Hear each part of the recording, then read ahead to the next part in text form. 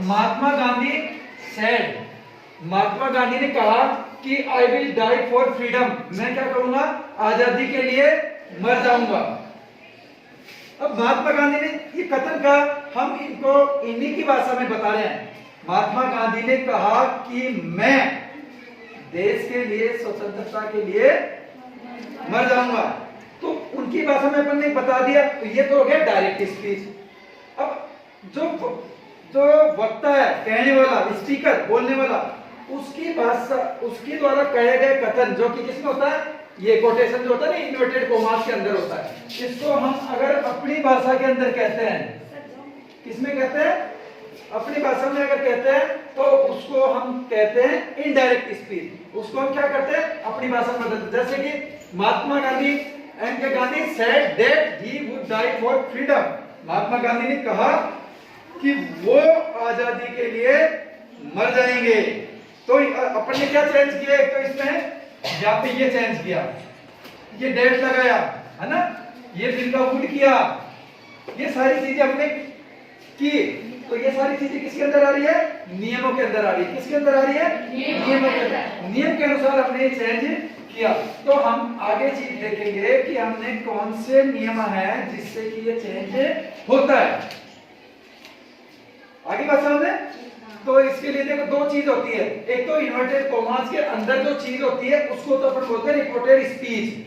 Speech का मतलब कथन जो किसी के द्वारा कहा गया है, और इसके बाद जो सेंटेंस होता है इसको बोलते हैं रिपोर्टिंग वर्ब। तो इस सेंटेंस के दो टुकड़े हैं, एक तो रिपोर्टेड वर्ब और एक रिपोर्टिंग वर्ब और रिपोर्टेड स्पीच। जब भी मैं बात करूंगा रिपोर्टिंग वर्ब या रिपोर्टेड स्पीच बोलूंगा, ये नहीं कहूंगा इधर वाला वाक्य इधर वाला, आप खुद समझ जाना कि रिपोर्टेड आरएस का मतलब क्या होता है और आरबी का मतलब क्या होता है। जो कोटेशन है जो इन्वर्टेड कोमास के अंदर है वो स्पीच, स्पीच का मतलब कथन, किसी के द्वारा कहा गया कथन, तो कथन इसके अंदर आ गया ना, तो वो आ रहा रिपोर्टेड स्पीच। और रिपोर्टिंग वर्ब, ये वर्ब इसका दिया। पहला हमारा जो इसका चेंज करना होता है, ये वाक्य हमारे पास में देख लो आप इसको, ये तो हो गया रिपोर्टिंग वर्ब, ठीक है, और ये हो गया रिपोर्टेड स्पीच। सबसे पहला जो चेंज होता है उसमें वो होता है रिपोर्टिंग वर्ब के, यहाँ पे जो वर्ब आ रही है ना, ये इसमें परिवर्तन का नियम आता है।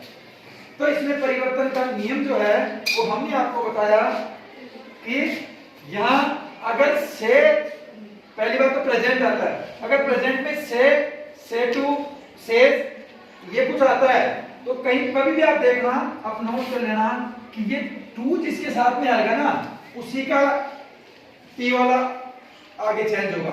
जैसे कि सेट टू के साथ में टी से टेल बन गया, इसका टी आ रहा है, इसका टी मिल रहा है। ये याद करने का आप तरीका याद रखना, इधर सेड आ रहा था तो टोल्ड नहीं हो रहा था, लेकिन सेड के साथ टी आ रहा है, टी आ रहा है तो ये टोल्ड हो गया।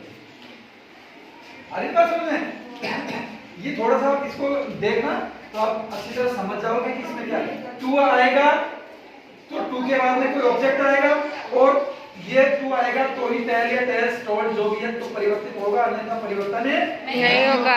सेड का सेड रहेगा, से का से रहेगा, विल से का विल से रहेगा, चेंज नहीं होगा। हमने पहला नियम यही बताया आपको, आप इसको देख सकते हो। अगर सेड के साथ में टू नहीं आएगा तो ये क्या रहेगा, सेड का सेड ही रहेगा। वैसे ही से का भी से रहेगा, अगर टू नहीं आएगा तो वो टू आ जाएगा तो टेल हो जाएगा, टेल हो जाएगा। दूसरा नियम हमने आपको बताया कि ये जो कोमा और इन्वर्टेड कोमास है ये हट जाएंगे, जब इनडायरेक्ट स्पीच अपन बनाएंगे तो ये हट जाएंगे, लेकिन इनके बदले में इनके स्थान पे कोई चीज आएगी। क्या आएगी, कल हमने बताया था आपको, ये वही कनेक्टर है डेट, ये वही कनेक्टर है, कल जो बताया था दो वाक्यों को जोड़ के एक वाक्य बना रहा है। तो अब यहाँ पे वाक्य अलग अलग है, ये यहाँ पे इनसे जुड़ रहा था, अब जैसे हटेगा तो वाक्य अलग हो जाएंगे। तो इसको एक साथ करने के लिए यहाँ कनेक्टर डेट लगेगा। अब अलग अलग लगेगा, कहीं डेट लगेगा, कहीं इफ लगेगा, कहीं बीदर लगेगा, कहीं डब्ल्यूएच वर्ड लगेगा, कहीं टू लगेगा।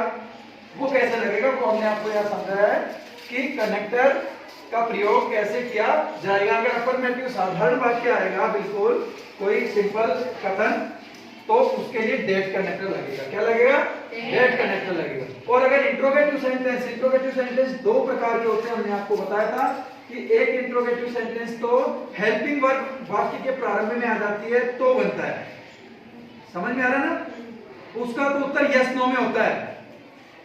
पढ़ाया था आपको, मैंने बताया था उसका उत्तर तो यस नो में होता है।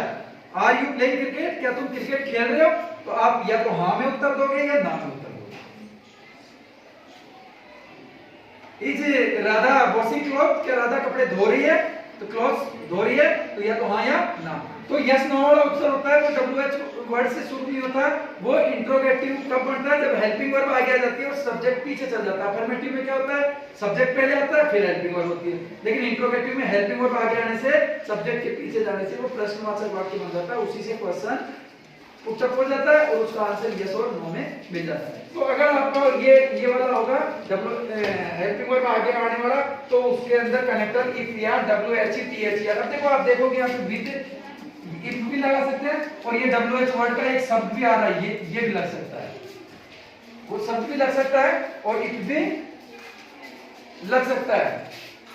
आगे देखो, दूसरा तरीका ये है कि अगर WH वर्ड का कोई वाक्य आ रहा है सामने, तो उसके अंदर हम कनेक्टर का प्रयोग नहीं करेंगे। क्यों नहीं करेंगे, क्योंकि हमने आगे आपको लिखाया है कि WH वर्ड अपने आप में खुद ही एक कनेक्टर का रूप है, तो यहाँ पे इफ नहीं लगाएंगे। और इफ के साथ में बीदर आ रहा था ना, तो ये भी तो WH वर्ड ही तो था, तो या तो ये लगा तो ये लगा, तो बात एक ही है ना। लेकिन जब बीदर या वेयर को खुद आ रहे, तो फिर इफ लगाने की काम आवश्यकता पड़ रही है,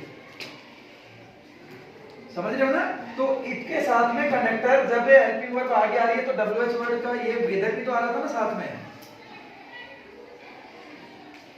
लेकिन आपको याद रखना है कि WH वर्ड के साथ में अगर वाक्य इंट्रोगेटिव वाक्य बन रहा है, तो हमें वहां कनेक्टर लगाने की जरूरत नहीं है। WH वर्ड खुद ही कनेक्टर का रूप है, खुद ही कनेक्टर के रूप में काम करता है, तो हमें इफ का या किसी भी प्रकार का कनेक्टर लगाने की जरूरत बिल्कुल भी नहीं है।